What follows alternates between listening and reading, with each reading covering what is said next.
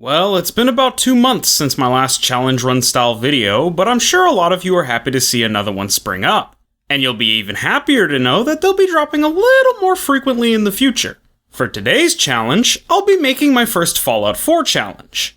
So let's find out if you can play Fallout 4 while being chased by an invisible, invincible monster. So the rules of this challenge, like the Skyrim challenge run, are inspired by a challenge mode, or in this case challenge modes, from a different game and recreated in Fallout 4. The challenge modes I've recreated to the best of my abilities and aim to overcome today are the Invisible Enemy mode and One Dangerous Zombie mode from the 2002 remake of Resident Evil, which I promise is entirely coincidental to the release of the Resident Evil 4 remake recently. I didn't even know it came out until I started researching which mods I was going to use for the challenge a day before recording footage, and this run was planned nearly a year in advance. Also, on the topic of challenge modes and mods, let's talk about those now. So the rules of the run are simple. I have to beat the main quest of Fallout 4 with all enemies in the game being invisible and while being chased by one dangerous monster.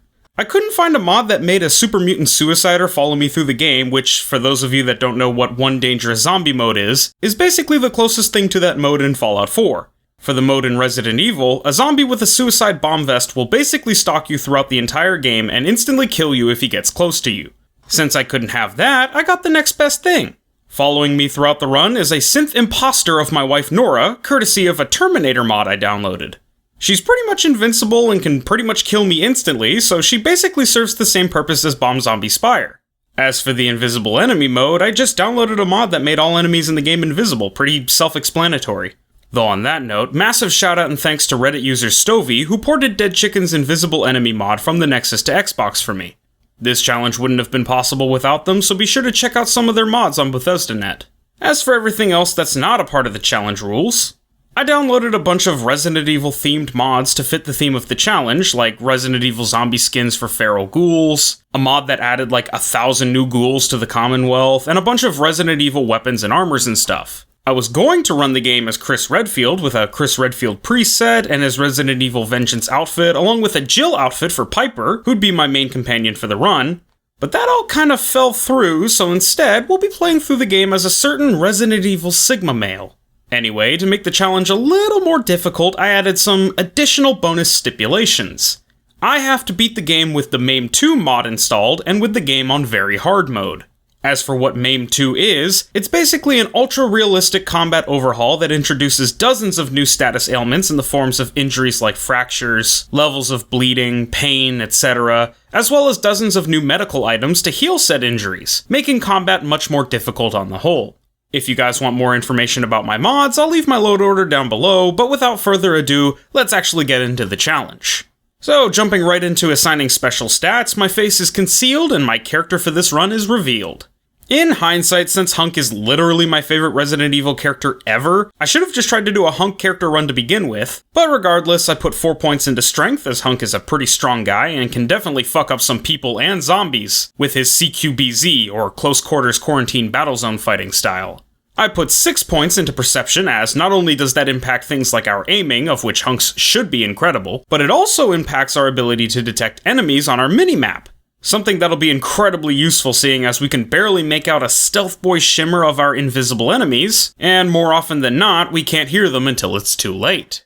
I put 4 points into endurance, we're gonna need all the health we can get with MAME 2 and very hard mode on, and Hunk is nothing if not resilient. There's a reason he's always the one to make it back. Charisma is a 4, Hunk is quite intimidating, though that doesn't carry over to the playthrough as you'll see. Intelligence gets a 3, it was basically the dump stat. Agility gets a 6, he's agile as fuck and proved as much hauling his ass out of the Raccoon City Police Department in time not to get nuked, and luck is a 1. Ain't nothing about him luck, it's 100% skill.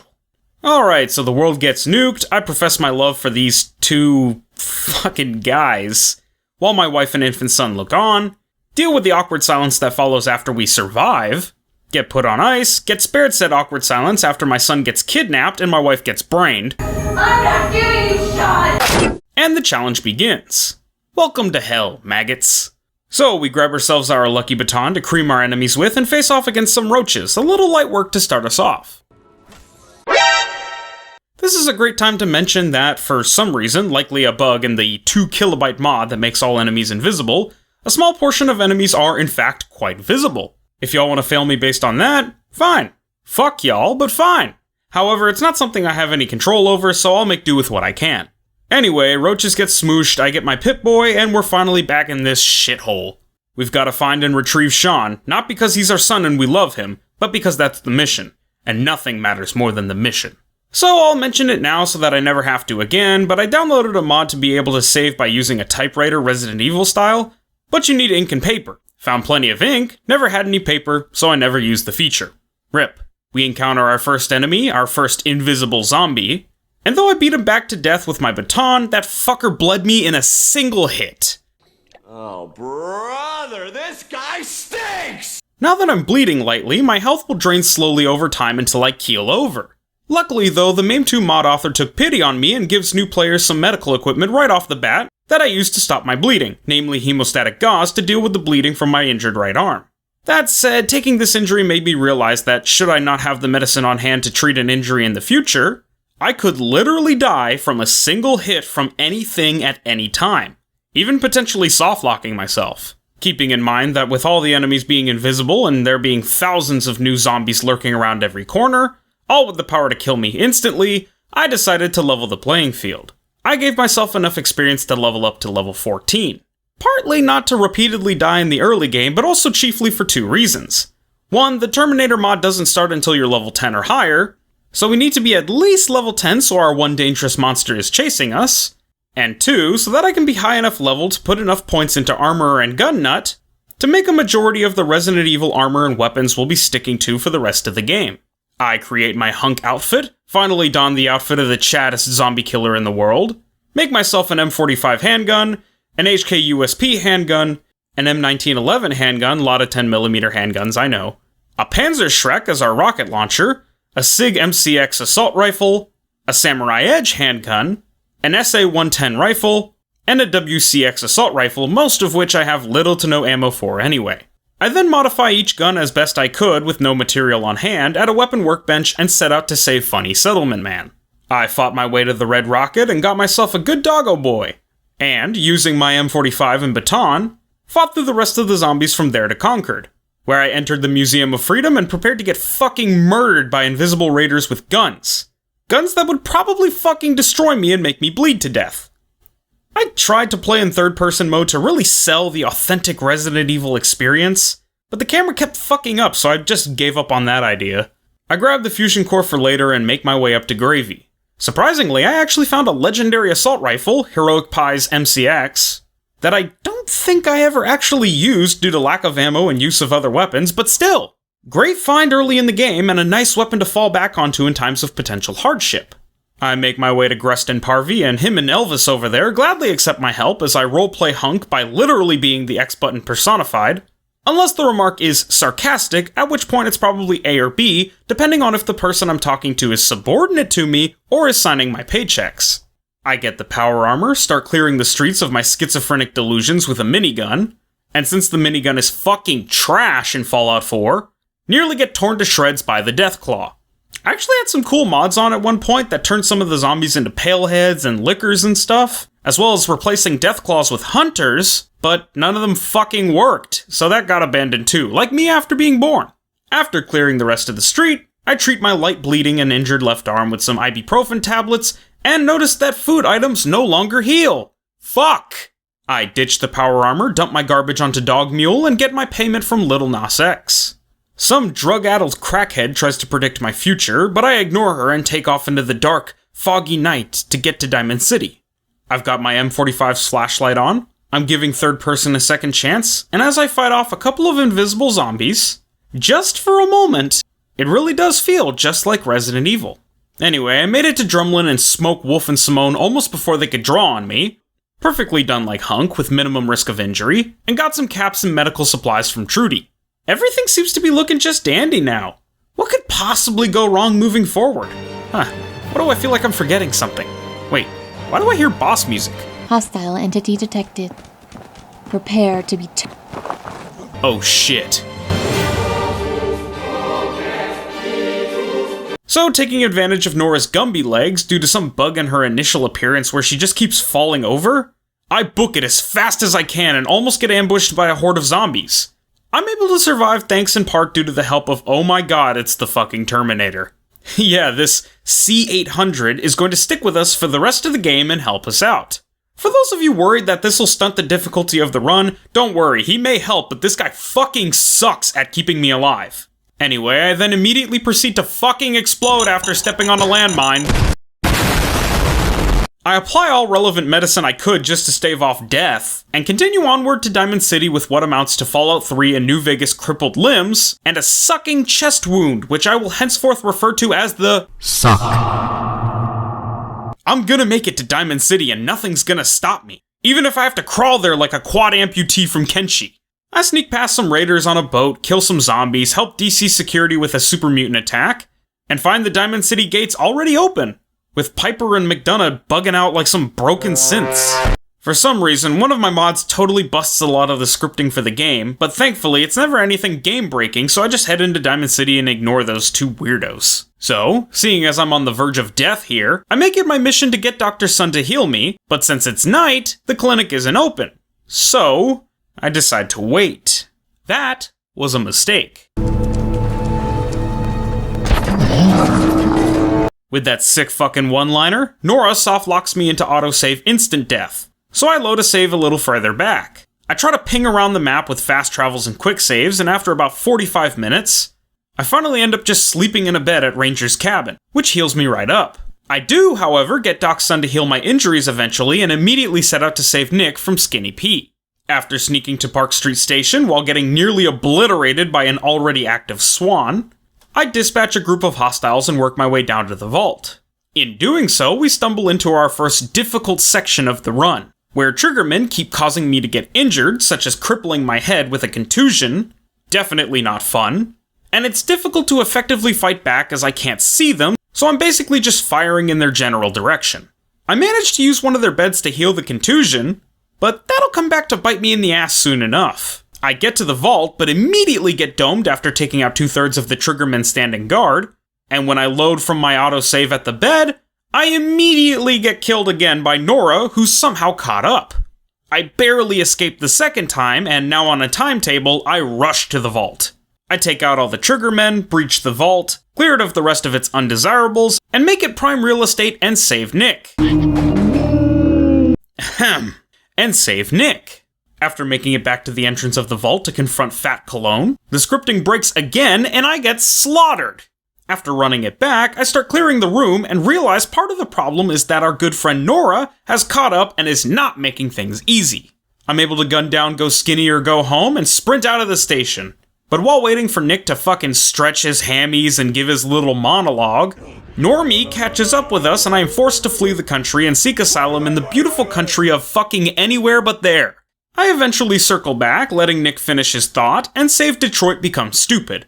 I enlist Dima Light's help in finding Sean, try to play it close to the chest as Hunk would, and Nick eventually decides we should just break into Kellogg's house, of which Hunk has no moral quandaries about.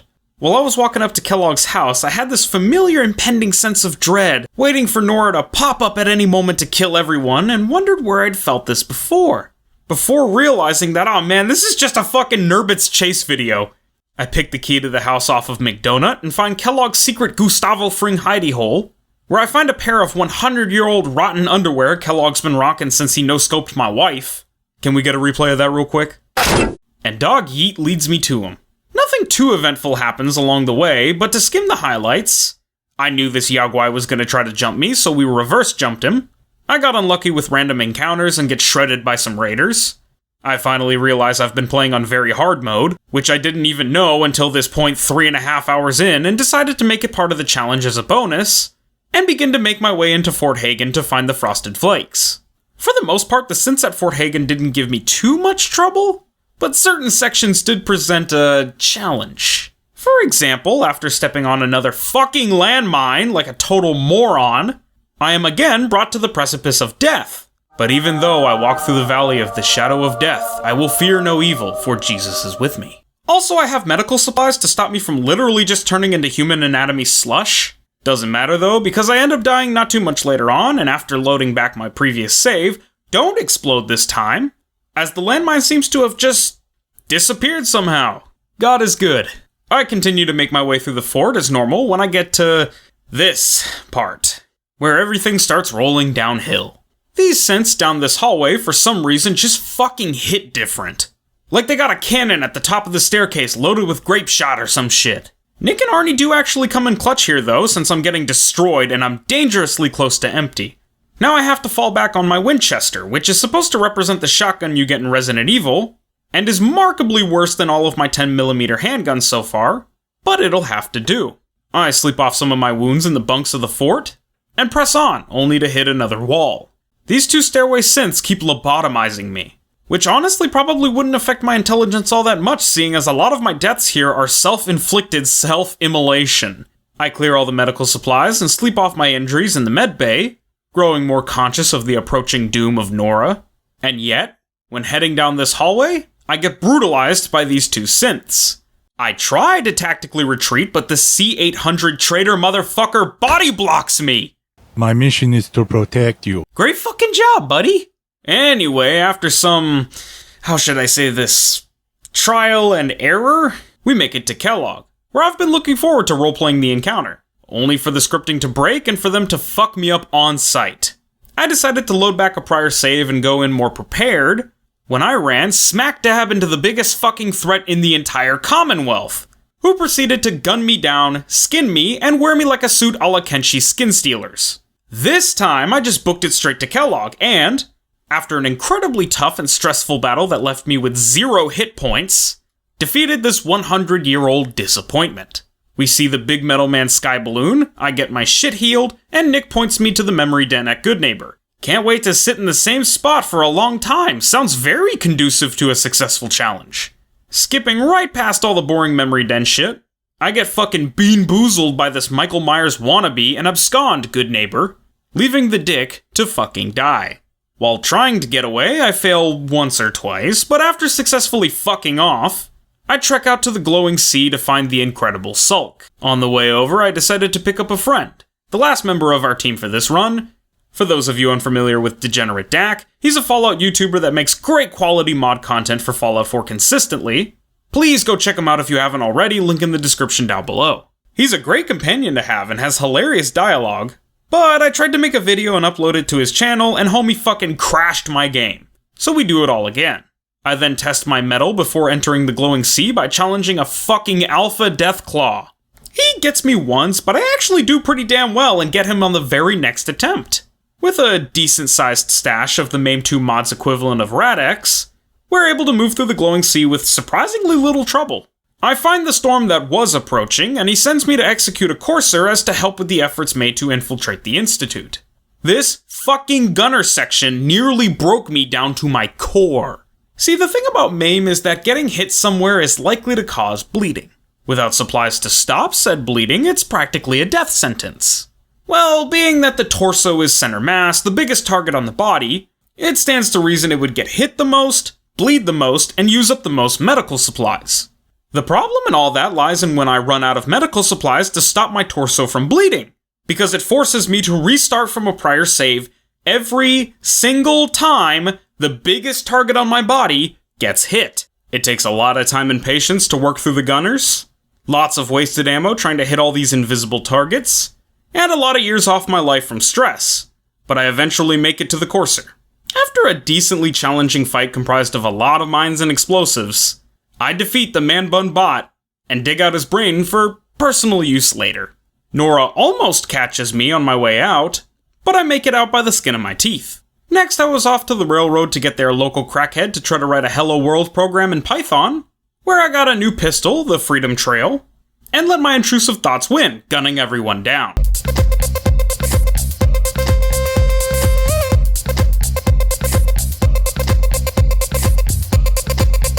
After waking up from that lovely daydream, I got what I needed, went back to Virgil, motivated him, and started working on the teleporter with the Minutemen. They wanted me to clear out Corvega first, so I went and started a Doomguy-esque rampage against the unlucky banditos at the Corvega plant. With my silenced shotgun in hand, I slowly and methodically picked off all the hostiles in the area until I made it to the top floor, and traded with the raider boss, only to get fucking flambéed by Pyro from Team Fortress. Second time does it, and, after clearing out the rest of the filth, I can finally get started on the molecular relay. But not before wandering off randomly and fucking bleeding to death like a scared, injured animal. The reason for said wandering was because I was trying to get to the Natick Police Department to get my hands on this puppy. As for why I wanted a stun gun, not only do you get one in Resident Evil, but it's actually a really effective weapon for dealing with Nora. While stunned, she can't do shit, and I can just book it. As of writing this, I don't think I ended up using it, but it at least helped mentally knowing Nora could be easier dealt with in the future. I also tried to get my hands on a new, stronger Samurai Edge at the South Boston Police Department, but it's in a master lock safe, so I'll have to come back for it later. I decided instead to go to Lynn Woods to get my hands on the Dinner Bell hunting shotgun, and the Fen Sewer to get my hands on the Manhunter hunting shotgun, with the hunting shotgun being a stand-in for the assault shotgun in Resident Evil. Sturgeon is now willing to help me with my boobop-bedoop, so I start scrounging up the parts. After heading all over the Commonwealth looking for said parts, being killed by tons of super mutants dozens of times, and by myself just as many times, I finally find all the parts needed to infiltrate the enemy, me and overall enthusiasm build the relay, and I get inside the Institute. When I realize that since the mission is to get Sean, and Sean is the leader of the Institute, I am now siding with the Institute. Also, it's probably the closest thing this game has to an Umbrella Corps faction anyway. I reunite with the target, and he sends me to go retrieve an Institute asset that's been misplaced. This mission also fucking sucked. On top of X6 constantly fighting everything from my Terminator to the entire Brotherhood army, and not starting the mission with his dialogue, the Raiders also absolutely fucked me. I constantly either got wounded in a way that would result in my bleeding to death regardless of my approach, or someone, who I have to believe is God, would nuke me from the sky regardless of where I was. Finally, after a lot of luck, ain't nothing about 'em luck, it's 100% skill, and some finesse, I was able to clear the first floor and work my way up. We get topside, and I immediately reset the asset and eliminate the remaining enemy threat. After returning to the Institute, I'm rewarded with a pat on the back and sent to die 1,000 times in the Battle of Bunker Hill. This was starting to get ridiculous. I mean, every mission at this point in the game was pushing my nerves to the limit with how hard they were. Though I guess that comes with the territory of very hard MAME mode. I tried tactical assault, synth relay distractions, sprinting, everything I could to no avail. Finally, after some pretty damn spiffy stealth, I was able to sneak my way in, clear a path to the runaway assets, recover them, and escape the remnants of the battle. After meeting up with Sean, we started our plans for the Endgame. Phase 3. I took this opportunity to stock up on the last of my arsenal for this run. That Ultra Samurai Edge and the Eugene, a Fallout 3 style minigun that cost 6,000 caps, which I had been saving up for throughout the run. After sitting in on the Phase 3 meeting, I'm named successor to the Institute by my dying son, and me and Allie Fillmore head out to retrieve the beryllium agitator. And that's where I broke. This section was so incredibly fucking frustrating that something had to give. Regardless of the weapons, the approach, the medicine, or any factor I had any control of, I could not for the life of me clear these Brotherhood bitches. Especially not with backup like Allie, who not only didn't help at all, but body blocked me and made things actively worse.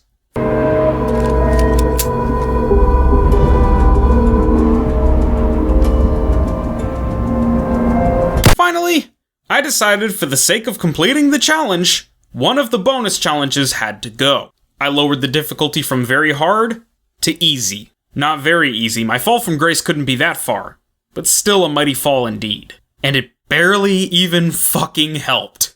Still though, it did help, and I was able to make it into the elevator and hide in plain sight while watching Allie get annihilated by the Brotherhood on the way down. I grabbed the beryllium agitator, incapacitated the robot security, cleared out the rest of the Brotherhood, and completed the mission. Next, I failed to convince Wallace to join the Institute, opting to use force to make him see the light, almost being murdered by fucking Nora in the meantime, and then Father thought it was a good idea for me to deliver a speech to convince the Commonwealth of our good intentions, even though I literally just failed to do that with a member of the Commonwealth. Well, with the Institute's power secured, it was time to use that power in our first act of kindness to the Commonwealth. Wipe out the fucking railroad.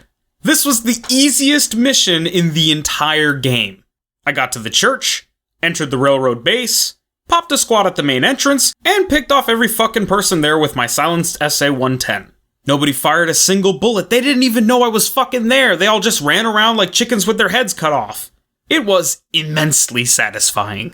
After that, the good times ended once and for all. It was time for the final mission.